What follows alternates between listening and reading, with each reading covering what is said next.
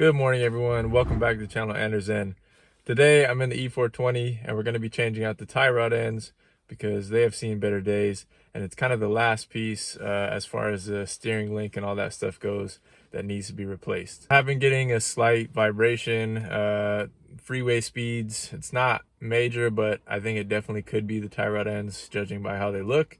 If it's not and we fix these and it ends up not being that, then it could be ball joints, it could be, tires being imbalanced.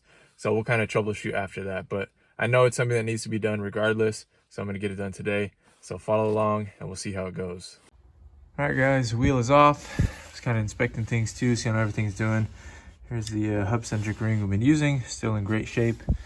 Wheels, everything looks good.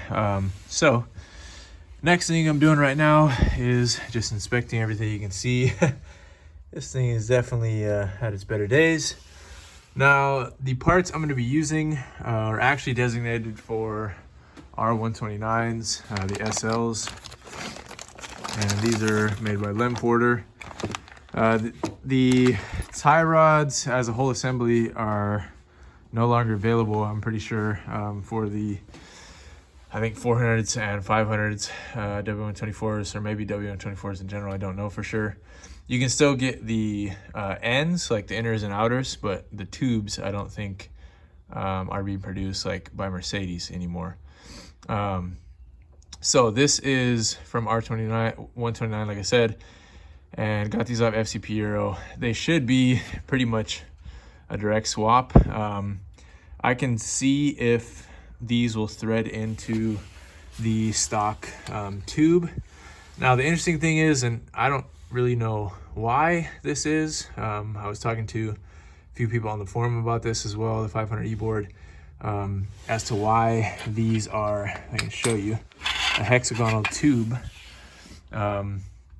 Supposedly it has something to do with clearance, but honestly this thing looks thicker than these, definitely. So I don't know, interesting design, I guess, and I could reuse this hexagon tube if I need to, but otherwise I can basically just use this and it should be fine. But we'll see once I get this one off here. Before I start, I am going to mark, if I can leave this up here real quick. Oh, maybe. I'm gonna mark the amount of threads that are protruding from the nut on both sides, so I know how much to tighten the new ones. And then definitely once I get these off, I will mark where they are at and try to, align these up as close as possible to those so that my alignment can still be pretty close to what it is right now. Once I replace some more suspension stuff, like I'm probably going to end up doing the lower control arms at some point. Once I do that stuff, then I'll probably bring it in for alignment. You can see those bushings are shot. So that means on this side, ball joint has probably seen better days as well. So I don't know, I'd rather just get it close. As far as alignment goes right now, I still need to do sway rail bushings. I have those two ready to go. So yeah, I'm not gonna go get an alignment and then have to redo it later on once I replace more stuff. So I'd rather just get this as close as possible. I got the nut loose on there, marked it before I took it off so I know how much thread is poking through. Next thing you'll need, definitely pickle fork. You can use like the ball joint separators, but those things scare me, honestly. They're so violent when they end up popping loose. These are much more subdued, I guess. Basically just wedge it in and hammer it until it pops loose. You want to keep the nut re-threaded back on so that it can kind of capture it so it doesn't fly out after, but much less violent than the ball joint separators in my experience.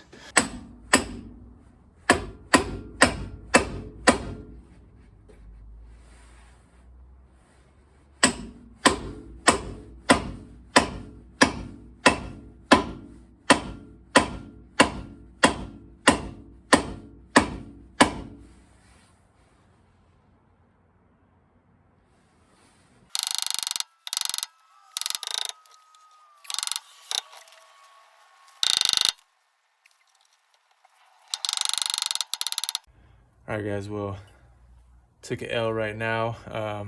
This is not the correct size to get these out. It worked for the drag link and everything, and they look like the exact same size, but the drag link joints must be a little bit bigger. So I just called O'Reilly's. They should have some that will work that I can rent for the time being. So let's head over there and see what they have. Did I mention it's 36 degrees out? It's a little chilly today. I guess it's BMW to the rescue right now.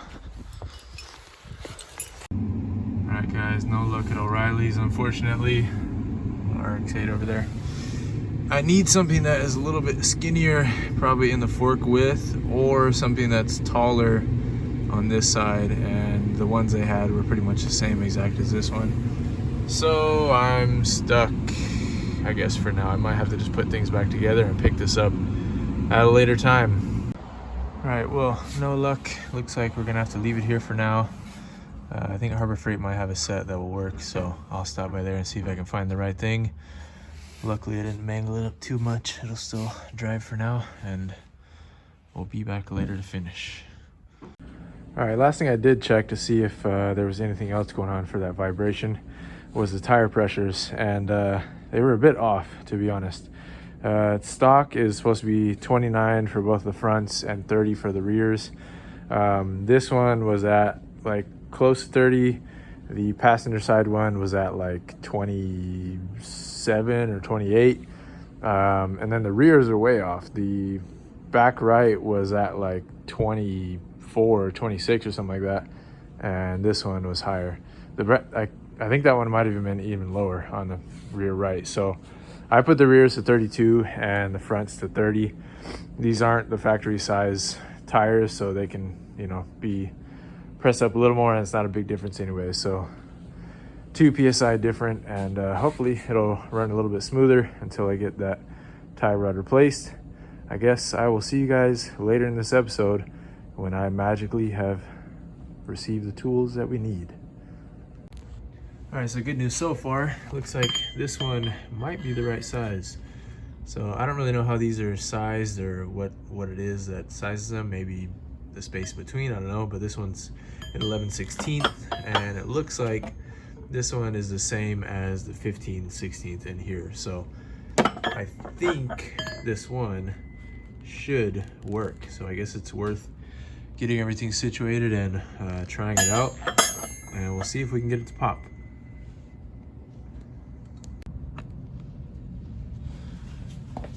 All right guys, well, moment of truth. Just undid everything again. Reminder, these are 19mm nuts and 5mm Allen head. Mine just came off without using the Allen, so we are gonna try the pickle fork now. And number one, see if we can slip in here. Maybe. It's tight, but I think we should be able to do it. See what happens, I guess. Send it in this way. I don't know, here goes nothing. I don't want to hit the arm behind it. We'll see.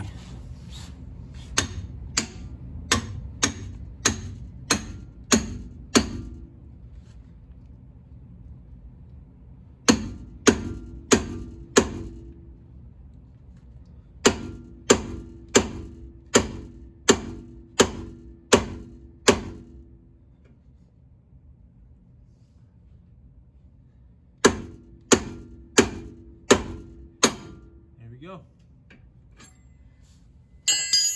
Made myself look like a pro, kind of. Not really. But that's good news though. At least it fits, and we'll take it from here. I'll undo this one. I am curious if those new ends on both of the tie rods that I got fit into the factory tubes.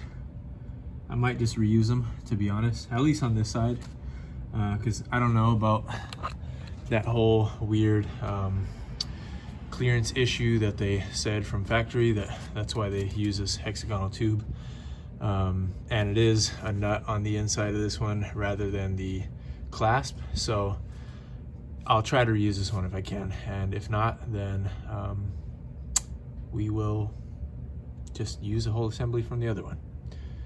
So yeah, check back with you in a moment. I guess I should show you guys this too. I'll just drop this out. Spin the nut off. And this thing will be all the way free. There we go. All right, that is out. I'm gonna mark this before I do anything. It's pretty much to the last thread. So I will mark this regardless and compare it with the other one, and we'll go from here. But here is the play on this thing. It's not extremely bad, but definitely very easy to move by hand. You got to put a fair amount of effort onto the new ones to get them to move like this. So doing it with one finger is time to go. All right, second one is underway. I was checking if it was making contact with the pitman arm at all, but it looks like it's just clearing the nut on it. So I'm gonna keep it going. I'll try to leave you guys right here. Let me get this thing in a position so you guys can see. You might be able to see it pop out once it goes. So I'll leave you right there.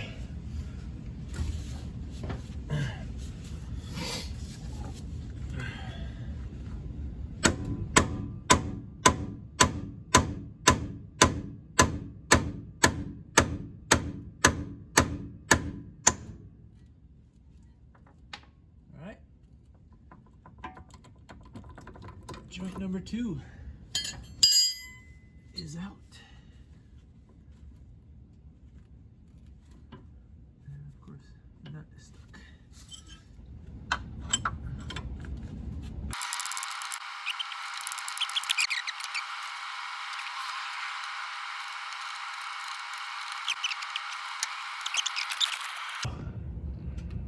Just see the top edge right there.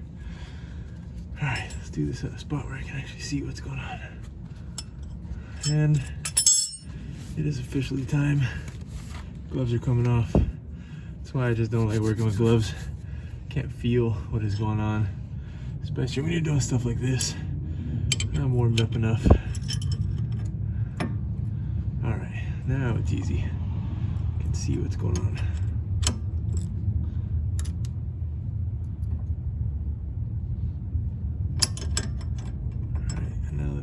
Room actually.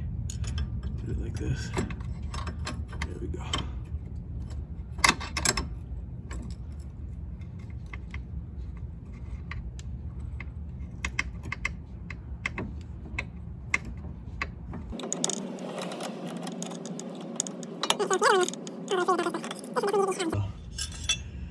Yeah, I wasn't getting away from that on both of them. Well, anyways.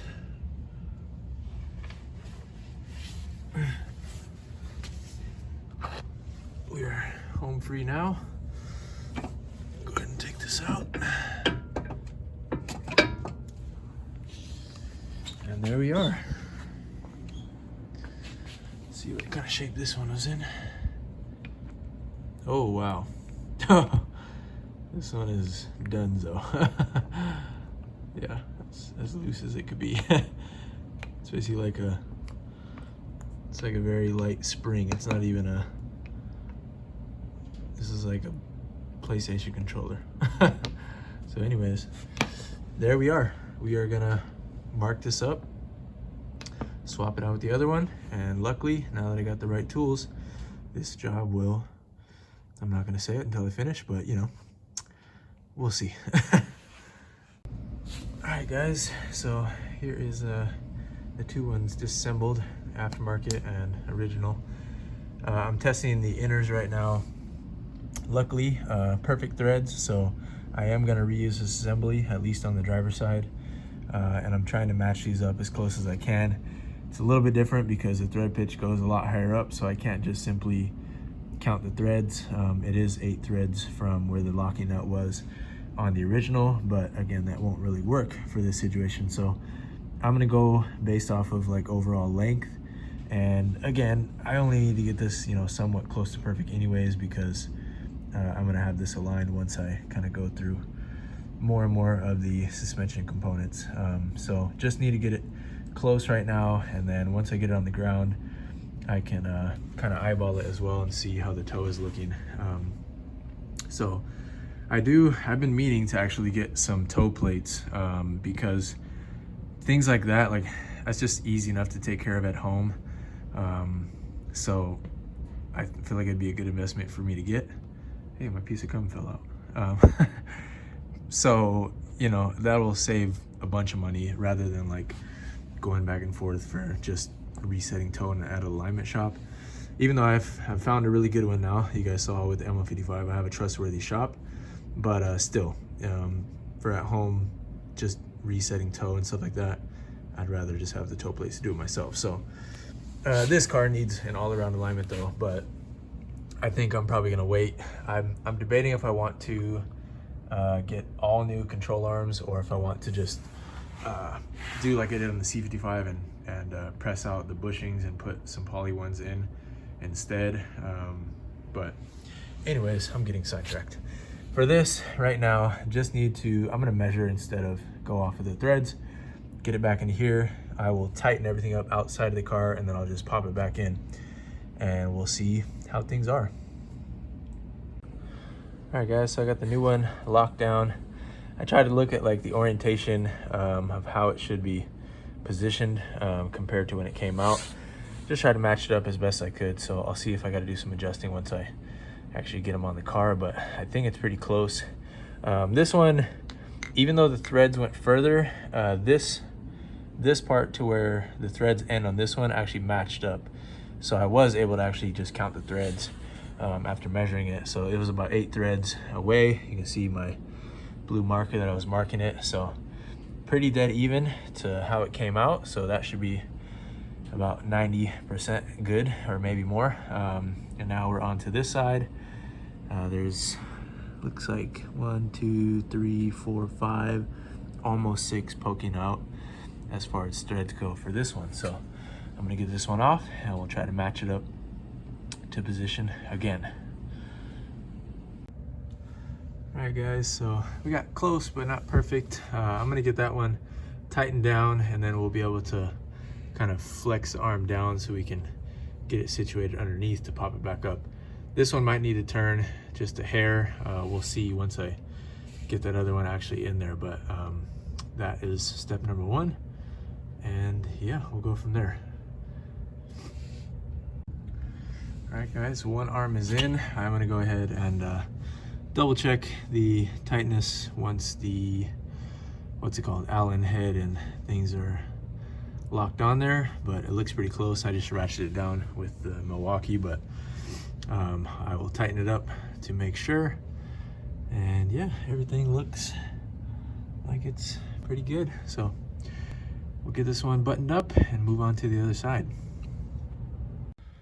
All right guys, starting on the passenger side now, you can see the shape of the tie rod is much different.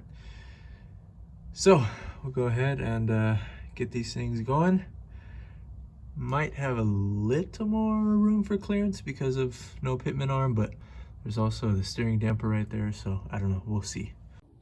All right guys, passenger side one is out.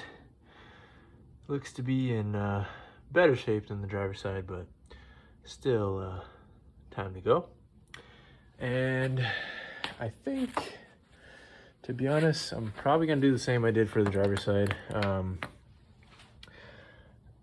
The factory middle section just looks stronger than the aftermarket one, and I also like that it has the big single nut rather than this smaller one and the kind of locking washer, whatever this is. So I'm just gonna swap it over. So I'll measure, do the same thing I did on the last one, try to get it as precise as I can, and then get this one thrown into the car. All right guys, another update for you. The inner tie rod, new one, is on. A little tricky getting this off because you can tell the difference in design. It has a slit which opens up the opportunity for corrosion. And as you can see, the old one, I had to throw it in the vise to get it started to get out of there. So had this been sitting in there much longer, might have been a lot more difficult to take out, but luckily not much rust got in there and I was able to break it free. I lubed it up pretty good with some penetrating fluid, so next time whoever adjusts these or takes them off won't be a problem, hopefully. Could put anti-seize on them too, but I know that this is probably gonna get a line again, and oh well. Now it's on to the outers. So same thing over on this one as what we did last time. So last little step, and then I get to throw them back in, and we are done. Looks like about the same amount of threads that are poking out on this one. Counting them, looks like, let's get to a clearer spot in the threads. It's like 1, 2, 3, 4, almost 5. So I already marked it. And the other thing I did this time is try to mark where top dead center was. You can tell somebody did that, or maybe they did that from factory. You see where kind of the remnants of the blue or white paint is right there. So I marked at the same spot. I did the same thing on the other side, and they also had a factory marking right there to know where top dead center was. So yeah, we're looking like we're in pretty good shape. These two are both 13, by the way, the nut and the bolt. So got those all snugged down. Last step, throw the 19 and the spanner on here and get this taken care of. All right guys, second one is ready to go. Now, if you're watching the video, you're probably thinking, how are you gonna get that nut undone? Which I realized shortly after I said, grab the wrench and the spanner. So I just threw it in the vise. Yes, I marred it up a little bit, but it'll be okay. Also threw some penetrating fluid on this side just to be sure in future. And once I get this in the car, I'll probably throw a quick spray of quick dry paint on here so that any of these open metal areas from the vise don't corrode. So yeah, let's go throw it in. All right guys, success. My alignment might not be perfect, but at least my tie rods are in good shape. That completes the steering linkage and all that stuff, besides the pitman arm, but I don't know if that has a joint on it or not, I don't know. But I'll definitely take a look at that later. I also want to reseal the steering box, at least the bottom side, the easy one. So yeah, that'll come at a later date, but for now, at least we got this done. Next up is definitely control arms. You can see, seems like both sides are the same. The one towards the back is in better shape. The one towards the front is not. Not sure how the ball joints are on those, but yeah, I'll go ahead and wrap this part up at least. All right, wheels are back on. So give a kind of a peek of what the toe could possibly be. It's hard to say. It might be a little bit out on this side. It's hard to say for sure.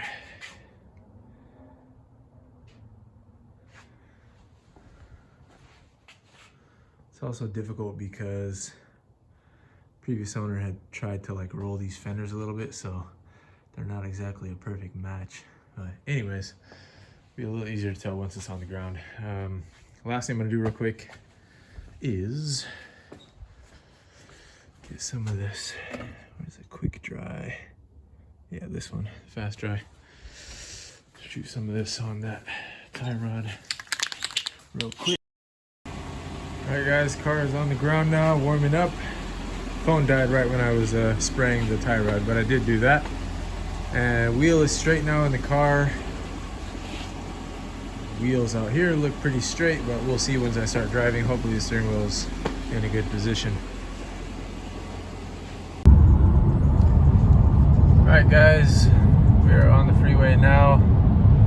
Don't know how much you can see, to be honest. It's a little dark in here, but I can tell right away the car feels much more stable. There's no more shimmy at like that 60 mile per hour mark like we were getting before. Unfortunately, the steering wheel is a little bit to the left, probably like, I don't know, 10 degrees off or so. But the car feels good, and the alignment's close. It's maybe veering to the left a tiny bit, slight bit, but like I said, That was kind of expected. So I'm going straight right now. You can see kind of where the steering wheel is at, possibly. It's pretty dark in here. Try to lighten it up in editing, but yeah, it's a start at least. So now I'm gonna throw on the other things that I have as far as suspension goes. I have sway bar bushings and the rear arms and a couple other things, so I don't want to just take it for alignment and then throw other stuff on there and keep going back and forth. So yeah, I'll try to do as much as I can and just drive it like this for the time being. Luckily, I don't really take the freeway much with this car when I'm just going to work and stuff, so yeah, and it's totally drivable the way it is right now anyways. So that'll be it. You guys will see me checking out the video. Well, anyways, that'll go ahead and do it for this one. Thank you guys so much for watching. I hope this was helpful. There's not a lot of stuff for the tie rods as far as videos go for W124s, but there is a few, and they were pretty helpful. So there are already, you know, a plethora of stuff out there as far as forum posts and all kinds of stuff. But hopefully this will add to that support and add to the help for anyone out there who is trying to do this job. And yeah, it wasn't too bad. All things considered, just needed the right pickle fork, and it was smooth sailing from there. So anyways, don't forget to like, comment, think about subscribing if you want to see more, and I will see you guys all on the next one. Peace.